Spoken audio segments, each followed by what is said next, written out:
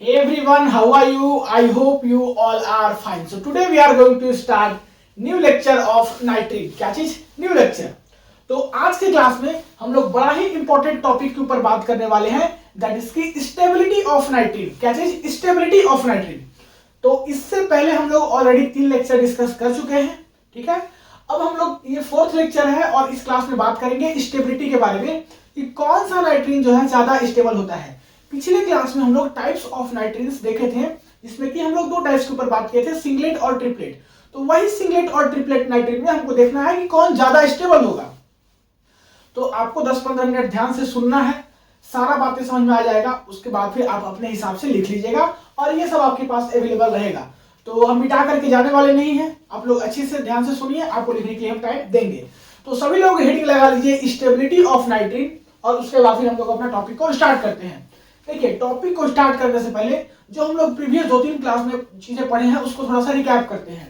क्योंकि अगर आप रिवीजन करके आए होंगे तो अच्छी बात है, लेकिन जो लोग रिवीजन नहीं किए होंगे और पढ़े होंगे तो उनको रिवीजन करना जरूरी है. क्योंकि उनको अगर मालूम ही नहीं रहेगा कि नाइट्रीन का डेफिनेशन क्या होता है, उसका टाइप्स क्या होता है, उसका मॉलिक्यूलर स्ट्रक्चर कैसा दिखता है, तो आपको स्टेबिलिटी समझने में थोड़ा सा मुश्किल होगा.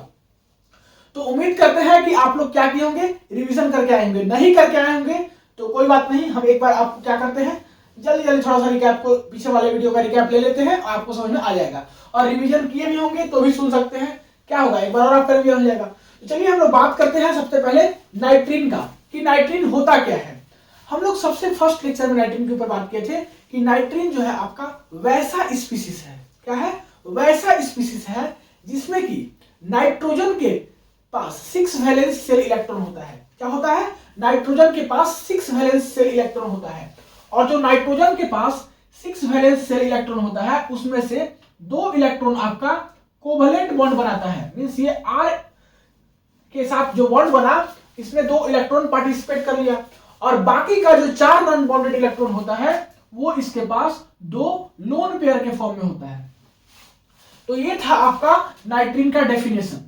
हम एक बार बस आपको रिकैप करके क्या कर रहे हैं, बता रहे हैं. क्या बोले कि वैसा स्पीसीज जिसमें कि नाइट्रोजन के पास 6 वैलेंस शेल इलेक्ट्रॉन होता है और 6 वैलेंस शेल इलेक्ट्रॉन में से आपका 2 इलेक्ट्रॉन जो है वो कोवैलेंट बॉन्ड बनाता है. ये वाला जो बॉन्ड बन रहा है ये कोवैलेंट बॉन्ड होता है, इसको हम लोग सिग्मा बॉन्ड बोलते हैं. इसमें 2 इलेक्ट्रॉन पार्टिसिपेट करता है और बाकी का जो 4 क्या होता है, इसके पास नॉन बॉन्डेड इलेक्ट्रॉन होता है. तो इसको हम लोग बोलते हैं नाइट्रीन. उसके बाद फिर हम लोग पढ़े थे कि नाइट्रीन का 2 टाइप्स. क्या चीज? इसका 2 टाइप्स होता है. फर्स्ट हम लोग देखे थे सिंगलेट नाइट्रीन और सेकेंड देखे थे ट्रिपलेट नाइट्रीन. सिंगलेट और ट्रिपलेट नाइट्रीन में क्या फर्क था वो आपको मालूम होगा. सिंगलेट नाइट्रीन में क्या था कि नाइट्रोजन के पास ये जो 4 नॉन बॉन्डेड इलेक्ट्रॉन होता है वो 2 लोन पेयर के फॉर्म में होता है. मींस कुछ ऐसा होता है, तो इसको बोलते हैं सिंगलेट नाइट्रीन. उसके बाद फिर हम लोग बात किए थे ट्रिपलेट नाइट्रीन का. तो ट्रिपलेट नाइट्रीन में क्या देखे थे कि वैसा नाइट्रीन जिसमें कि नाइट्रोजन के पास जो 4 नॉन बॉन्डेड इलेक्ट्रॉन है उसमें 4 नॉन बॉन्डेड इलेक्ट्रॉन कैसे रहेगा, एक तो लोन पेयर के फॉर्म में रहेगा और 2 अनपेयर्ड इलेक्ट्रॉन के फॉर्म में रहेगा. तो इसको बोलते हैं हम लोग सिंगलेट और इसको बोलते हैं हम लोग ट्रिपलेट. तो यहां तक कोई दिक्कत नहीं है. अब उसके बाद फिर हम लोग बात किए थे मॉलिक्यूलर स्ट्रक्चर किसका, सिंगलेट नाइट्रीन और ट्रिपलेट नाइट्रीन का. तो मॉलिक्यूलर स्ट्रक्चर आपके पास यहां पर भी बना हुआ है, एक बार देखिएगा. यह है आपका सिंगलेट नाइट्रीन का मॉलिक्यूलर स्ट्रक्चर और यह है आपका ट्रिपलेट नाइट्रीन का मॉलिक्यूलर स्ट्रक्चर. इस डेफिनेशन से आप मिलाइए, हम क्या बोले कि वैसा नाइट्रीन जिसमें कि 4 नॉन बॉन्डेड इलेक्ट्रॉन है वो कैसे प्रेजेंट होगा, 2 लोन पेयर के फॉर्म में प्रेजेंट होगा और 2 इलेक्ट्रॉन इसमें क्या होता है, कोवैलेंट बॉन्ड बनाता है.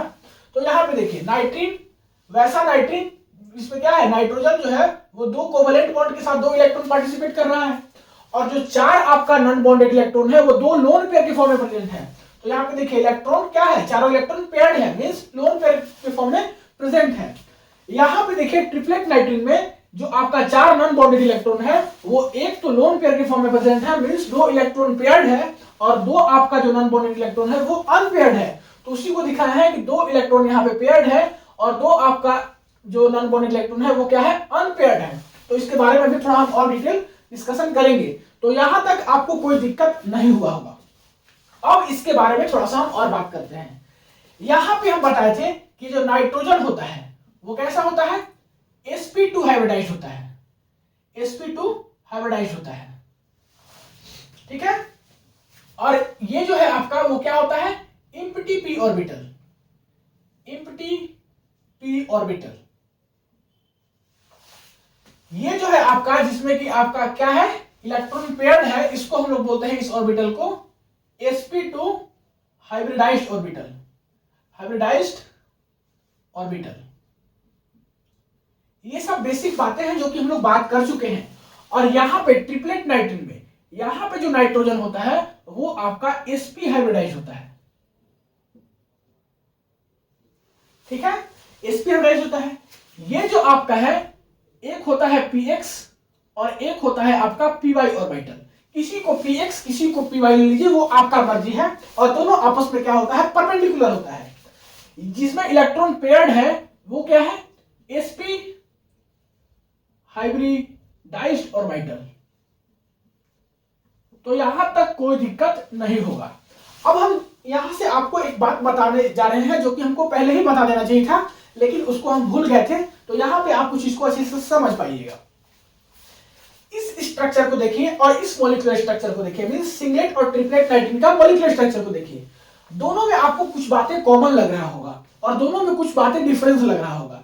तो आप इतना में जो हम बोले उसको आप समझ चुके होंगे स्ट्रक्चर देख के। यहां पे देखिए जो 4 नॉन बॉन्डेड इलेक्ट्रॉन है वो चारों आपका पेयर्ड है। और यहां पे देखिए 4 नॉन बॉन्डेड इलेक्ट्रॉन में से 2 इलेक्ट्रॉन तो पेयर्ड है, बाकी 2 आपका क्या है, अनपेयर्ड है। तो हम लोग क्या करते हैं कि यहां पे भी 2 इलेक्ट्रॉन पेयर्ड है, यहां पे भी 2 इलेक्ट्रॉन पेयर्ड है, इसको हम लोग मान लेते हैं कॉमन। ये तो दोनों में इक्वल है, मींस ये वाला और ये वाला को हम लोग कॉमन मान लेते हैं, कांस्टेंट मान लेते हैं। आपको जो बोलना है बोलिए। इसको हम लोग क्या करते हैं, दोनों में कॉमन मान लेते हैं। तो दोनों को हम लोग डिफरेंस कैसे करेंगे कि यहाँ पे जो बाकी 2 नॉन बॉन्डेड इलेक्ट्रॉन है वो पेयर्ड है और यहाँ पे जो बाकी 2 नॉन बॉन्डेड इलेक्ट्रॉन है वो आपका अनपेयर्ड है। तो इसी को हम लोग यहाँ पे सिंगलेट और ट्रिपलेट नाइट्रीन को ऐसे लिखे थे, इसको एक और तरीका से लिख सकते हैं कुछ ऐसा, R N और यहाँ पे जो है 2 इलेक्ट्रॉन बचा, ये कॉमन वाले पार्ट को छोड़ के वो क्या है आपका पेयर्ड है, मींस एक लोन पेयर के फॉर्म में है। और इसको हम लोग कैसे लिख सकते हैं कि यहाँ पे जो आपका 2 नॉन बॉन्डेड इलेक्ट्रॉन बचा वो कैसा है, अनपेयर्ड है, मींस इसको हम लोग कुछ ऐसे दिखा सकते हैं। और जो आपका 2 इलेक्ट्रॉन बचा है वो तो कॉमन है, कॉमन वाले पार्ट को हम लोग क्या करते हैं, नहीं दिखा रहे हैं। तो सिंगलेट नाइट्रीन को ऐसे नहीं लिख करके ऐसे भी लिखा जाए तो आपको मान लेना है कि वो सिंगलेट ही है। क्यों है बता दिए। ट्रिपलेट को हम लोग ऐसे लिख सकते हैं। तो यहां तक कोई दिक्कत नहीं हुआ होगा। अब हम लोग बात करते हैं अपना टॉपिक, दैट इज की स्टेबिलिटी ऑफ नाइट्रीन। कि सिंगलेट नाइट्रीन ज्यादा स्टेबल होगा कि ट्रिपलेट नाइट्रीन। देखिए सिंगलेट नाइट्रीन की बात करें तो यहाँ पे आपका चारों नॉन बॉन्डेड इलेक्ट्रॉन जो है वो क्या है, पेयर्ड है, मींस यहाँ पे इलेक्ट्रॉन पेयर्ड है। और कितना पेयर है, 2 इलेक्ट्रॉन पेयर है, मींस 4 नॉन बॉन्डेड इलेक्ट्रॉन जो है वो 2 इलेक्ट्रॉन पेयर के फॉर्म में है। एक इलेक्ट्रॉन पेयर यहाँ पे, एक इलेक्ट्रॉन पेयर यहाँ पे।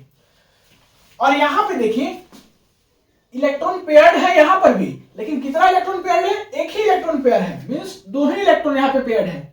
तो यहाँ पे एक ही इलेक्ट्रॉन पेयर है, यहाँ पे 2 इलेक्ट्रॉन पेयर है, यहाँ पे एक ही इलेक्ट्रॉन पेयर है।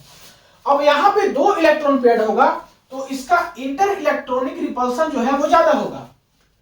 देखिए इसको ऐसे समझिए कि यहाँ पे इलेक्ट्रॉन पेयर है, इलेक्ट्रॉन पेयर है मींस इसका स्पिन अपोजिट होगा, और स्पिन अपोजिट होगा तो इसके पास क्या होगा, इंटर इलेक्ट्रॉनिक रिपल्सन क्या होगा, ज्यादा होगा। तो 2 इलेक्ट्रॉन यहाँ पे पेयर्ड है, इसलिए इसका ज्यादा इंटर इलेक्ट्रॉनिक रिपल्सन होगा। और ज्यादा इंटर इलेक्ट्रॉनिक रिपल्सन होने के कारण क्या होगा कि जो सिस्टम का एनर्जी होगा वो भी ज्यादा इंक्रीज करेगा।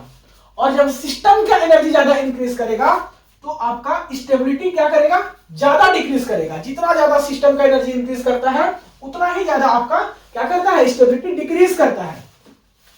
वही बात करें यहाँ पे तो एक ही इलेक्ट्रॉन पेयर्ड है तो यहाँ पे लेस इंटर इलेक्ट्रॉनिक रिपल्सन होगा। इसके कंपेरिजन में यहाँ पे 2 इलेक्ट्रॉन पेयर है, यहाँ पे एक ही इलेक्ट्रॉन पेयर है। अब लेस इंटर इलेक्ट्रॉनिक रिपल्सन होगा तो सिस्टम का एनर्जी भी लेस क्या होगा, इंक्रीज करेगा। सिस्टम का एनर्जी भी less increase in system energy क्या करेगा, धीरे धीरे इंक्रीज करेगा।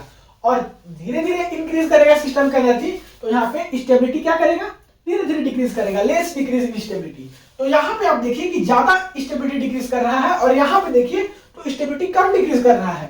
तो आपसे पूछेंगे कि कौन ज्यादा स्टेबल, ट्रिपलेट नाइट्रीन मींस ये जो नाइट्रीन है ट्रिपलेट नाइट्रीन वो ज्यादा स्टेबल है किससे? सिंगलेट नाइट्रीन से। ठीक है, या बोल सकते हो कि सिंगलेट नाइट्रीन कम स्टेबल होता है किससे? ट्रिपलेट नाइट्रीन से। तो ट्रिपलेट नाइट्रीन क्या होगा? ज्यादा स्टेबल होगा किससे? सिंगलेट से। कोई रीजन पूछे तो यही बता देना है।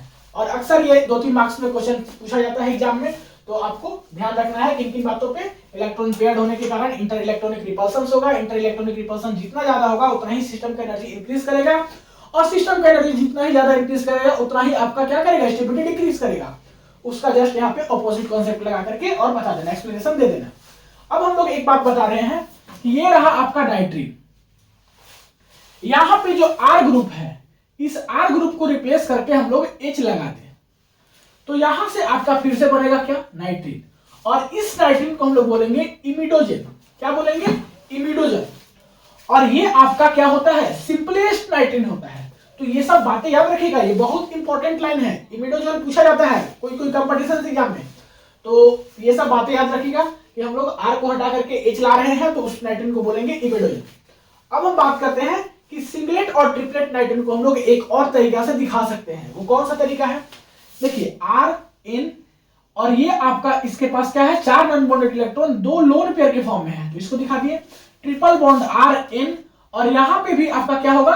4 non bonded electron 2 lone pair के फॉर्म में होगा, मींस इलेक्ट्रॉन पेयर्ड होगा। तो एक लोन पेयर ये, और ये जो है आपका वो क्या है? Opposite spin. मींस यहां पे अपोजिट स्पिन का क्या मतलब है? कि इलेक्ट्रॉन पेयर्ड है। इसको देखिए अपोजिट स्पिन, ये अपोजिट स्पिन मींस क्या? Electron pair. तो इसको हम लोग बोलेंगे सिंगलेट नाइट्रीन। वही अगर बात करें ट्रिपलेट नाइट्रीन का तो RN, इसके पास 4 नॉन बॉन्डेड इलेक्ट्रॉन, 2 आपका होगा इसके फॉर्म में लोन पेयर के फॉर्म में, मींस इलेक्ट्रॉन पेयर्ड होगा, और जो 2 आपका नॉन बॉन्डेड इलेक्ट्रॉन होगा वो अनपेयर्ड होगा। सेम हम इसको दिखाते हैं ट्रिपल बॉन्ड RN, और यहां पे देखिए 2 इलेक्ट्रॉन पेयर्ड दैट इज की लोन पेयर के फॉर्म में, और 2 है आपका क्या? Non bonded. तो नॉन बॉन्डेड को हम लोग क्या दिखाते हैं? सेम स्पिन से दिखाते हैं। सेम स्पिन से दिखाते हैं। इसका मतलब क्या है? कि इलेक्ट्रॉन यहां पे क्या है? अनपेयर्ड है। यहां तक दिख रहा है कि नहीं दिख रहा है वो हम लोग जब लास्ट में देखेंगे तो हम कर देंगे। कुछ नहीं लिखे हैं यहाँ पे, लिखे कि ये दोनों क्या है? एक ही टाइप का स्पिन है, सेम स्पिन मींस प्लस आप दोनों होगा या दोनों माइनस आप होगा, और सेम स्पिन होगा तो इलेक्ट्रॉन यहाँ पे क्या होगा? अनपेयर्ड होगा। जो 2 नॉन बॉन्डेड इलेक्ट्रॉन है वो क्या है? Unpaired electron. तो सिंगलेट नाइट्रीन को हम लोग ऐसे दिखा सकते हैं, ट्रिपलेट नाइट्रीन को ऐसे दिखा सकते हैं। तो देखिए जो कुछ भी हम बताए हैं उसको आपको कुछ नहीं करना है, ये लेक्चर में सारा बातें आपको खुद से सोचने वाली है। कैसे कैसे हम किए हैं इसमें कुछ है ही नहीं, मतलब कि इसमें कुछ रॉकेट साइंस नहीं है। बस जो चीज हम बताया है उसको एक बार आप अपने से क्या कीजिएगा? रिवीजन कीजिएगा, सारा बातें आपका क्लियर हो जाएगा। तो उम्मीद करते हैं यहां तक आपको कोई दिक्कत नहीं हुआ होगा। बेसिक पार्ट जो है नाइट्रीन का वो खत्म हो गया। अब हम लोग नेक्स्ट क्लास से बात करेंगे इसका रिएक्शंस। तो रिएक्शंस के लिए हम लोग अगले क्लास से रेडी रहेंगे। तब तक के लिए पढ़ाई करते रहिए। All the very best. Video को पॉज करके नोट कर लीजिए। पूरा आपका पोर्शन कवर हो रहा है, चेक कर लेते हैं। थोड़ा सा इधर नहीं हुआ है उसको देख लीजिएगा क्या लिखा हुआ है? सेम स्पिन, और सेम स्पिन होगा तो इलेक्ट्रॉन अनपेयर्ड होगा। तो इसको आप लोग वीडियो को पॉज करके नोट कर लीजिए, मिटाते हैं।